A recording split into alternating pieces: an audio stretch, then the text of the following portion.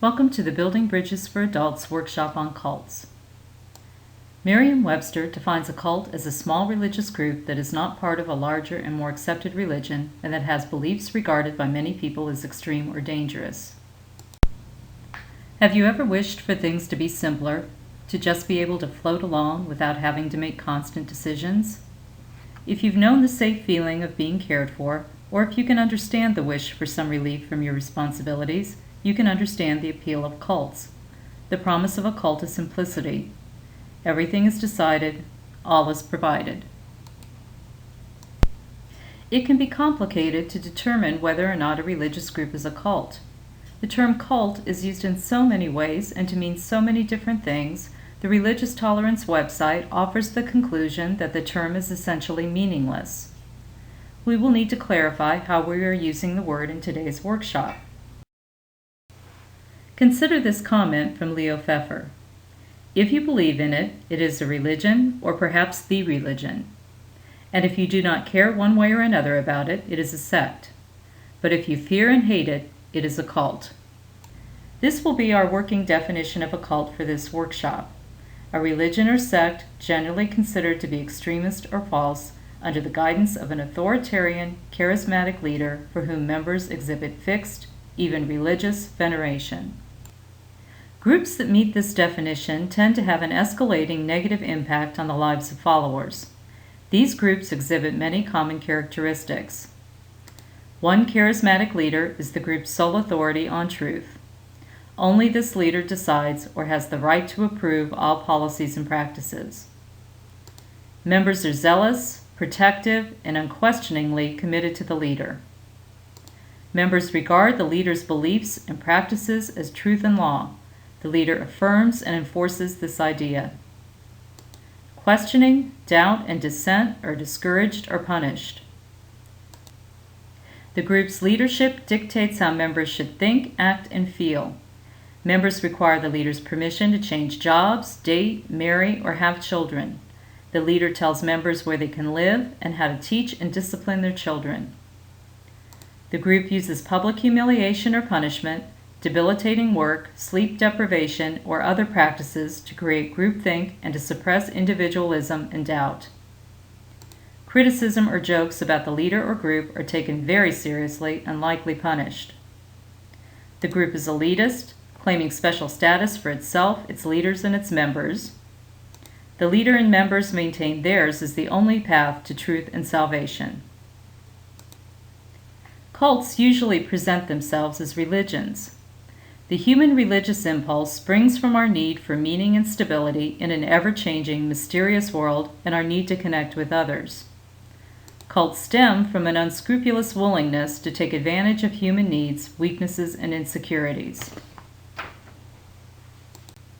The human drive to be together, to enjoy the communal experience, to like caring for other people and being cared for in return, has contributed to our surviving and thriving as a species. This deep impulse is what cult leaders exploit. Although some people will have differing opinions as to whether or not a group is a cult, there are some religious groups generally thought of as cults. Here are a few. Officially named the Holy Spirit Association for the Unification of World Christianity, the Unification Church was founded by Sun Myung Moon in Seoul, Korea in 1954. His movement was brought to the United States in 1959 by a female disciple, Kim. Followers are known as Moonies. If you ever hear someone express the opinion that Unitarian Universalism is a cult, there's a good chance that the person is confusing UU with the Unification Church. An Indian-born ascetic, A.C. Bhaktivedanta Swami Prabhupada, founded the International Society for Krishna Consciousness in 1965. Its tradition is centered on the Hindu deity of Krishna. Devotees believe that they can come to a state of blissful, pure consciousness in this lifetime. They can revive their transcendental consciousness by chanting their mantra, Hare Krishna, Krishna Krishna, Hare Hare, Hare Rama, Rama Rama, Hare Hare. Converts are to chant this mantra 1,728 times a day, and they are to adhere to a strict regimen that forbids gambling, smoking, taking drugs, and eating fish, meat, and eggs. Hare Krishna became the most visible of the new religions of the 1970s through its public activities, including soliciting money at airports. Like Moonies, they have become embroiled in deprogramming and solicitation disputes in a number of cities. The Church of Scientology was founded by L. Ron Hubbard in the United States in 1952. Scientology is an amalgam of Christian and Eastern theologies, mental health theory, and occultism. Scientology states that individuals who wish to achieve their full potential must be cleared of negative memories called engrams through the process of auditing and use of a device called an e-meter. The goal of Scientology is a clear planet, free from war, pollution, drugs, insanity, crime, and humans fully aware of their true nature. Scientology is one of the most controversial new religious movements to have arisen in the 20th century.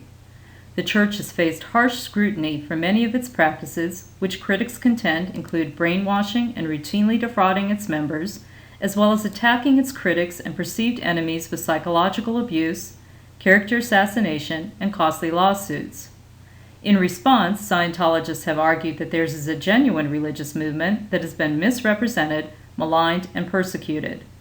The Church of Scientology has consistently used litigation against its critics, and its aggressiveness in pursuing its opponents has been condemned as harassment.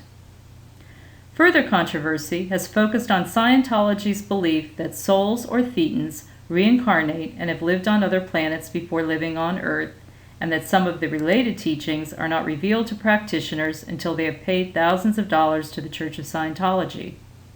Another controversial belief held by Scientologists is that the practice of psychiatry is destructive and abusive and must be abolished.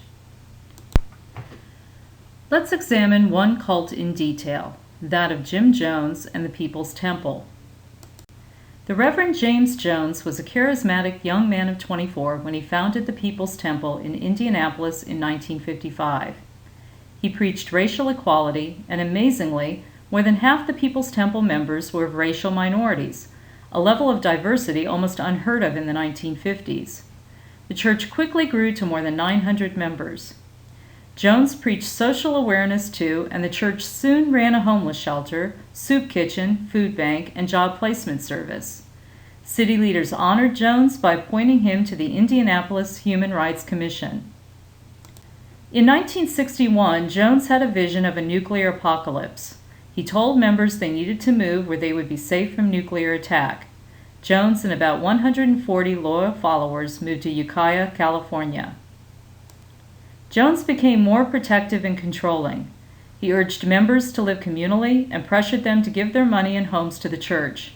He began punishing those who had contact with outsiders, including family members. Jones told parents when and how to punish their children. Eventually, he started publicly punishing children and adults himself with verbal humiliation or a heavy wooden paddle.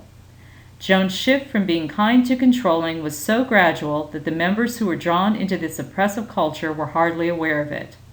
No one outside the temple had any idea what life was like on the inside. Members protected the temple's privacy, and armed guards allowed only members inside.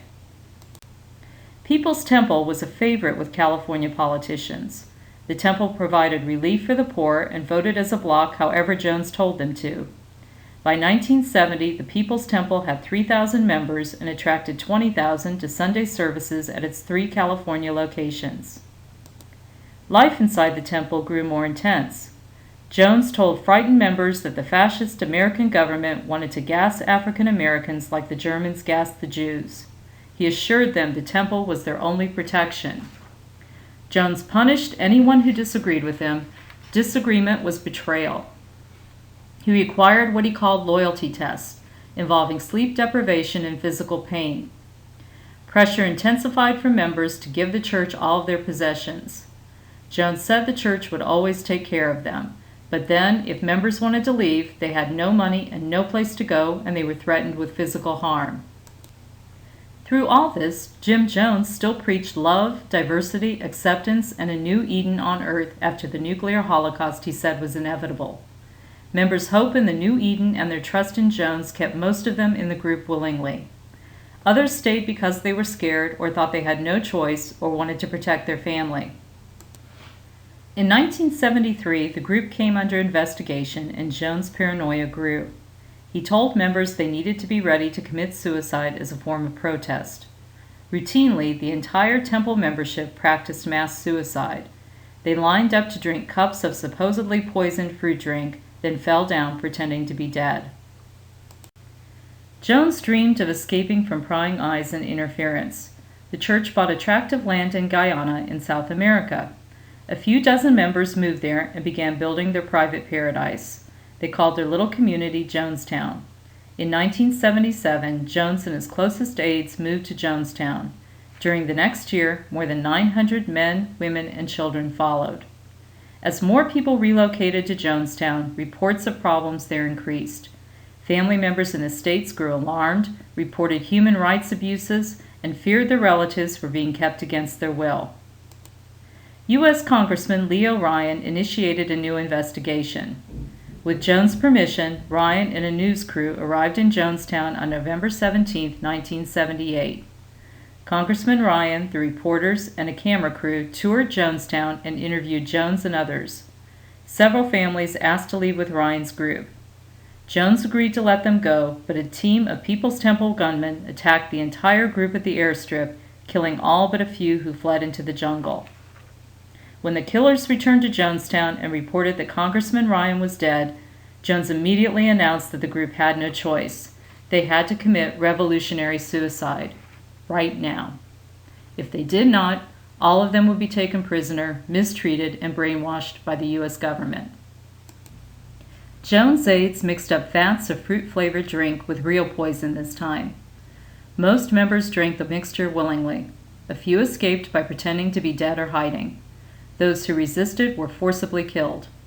Jones himself did not die by poison, but from a gunshot wound, although it is not clear whether he shot himself. In all, 914 People's Temple members died in the mass murder-suicide. 217 of them were children. The People's Temple dissolved after this horrific event, but it made a lasting impression on American culture.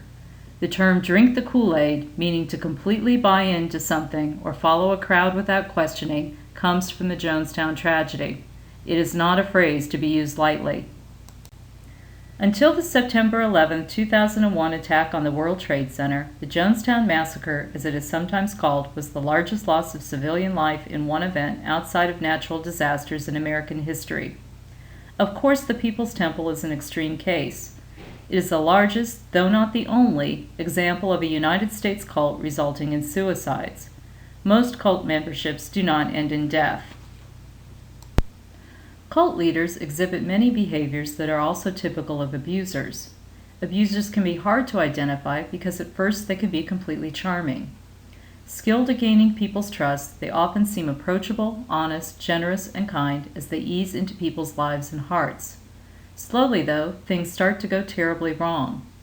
The abusive behavior escalates as the relationship advances, gradually becoming more controlling, demeaning, and aggressive. Only after the victim feels hopelessly trapped does the situation become unbearable. The following is a list of abusive behavior that may be exhibited by cult leaders. They may insist that their own thoughts and feelings be respected, but are not respectful of others' thoughts and feelings. Blame the victim for inciting abuse, saying, "You made me do it." It generally will not take responsibility, constantly blame everyone and everything but themselves. Keep people isolated by preventing or discouraging contact with friends or family. Shove, push, block the way, or stand or behave in a threatening manner. Threaten to hurt people or their friends or family. Discount other people's worth and opinions. Encourage dependence, telling others they cannot get along by themselves. Control access to finances, telephones, television, computer, cars, and other family resources. Criticize, devalue, insult, humiliate, and otherwise make people feel small, worthless, stupid, clumsy, helpless, unwanted, or inferior. Use intimidation or manipulation to get their way and control people. Abuse or threaten to abuse pets. Destroy or threaten to destroy things other people value.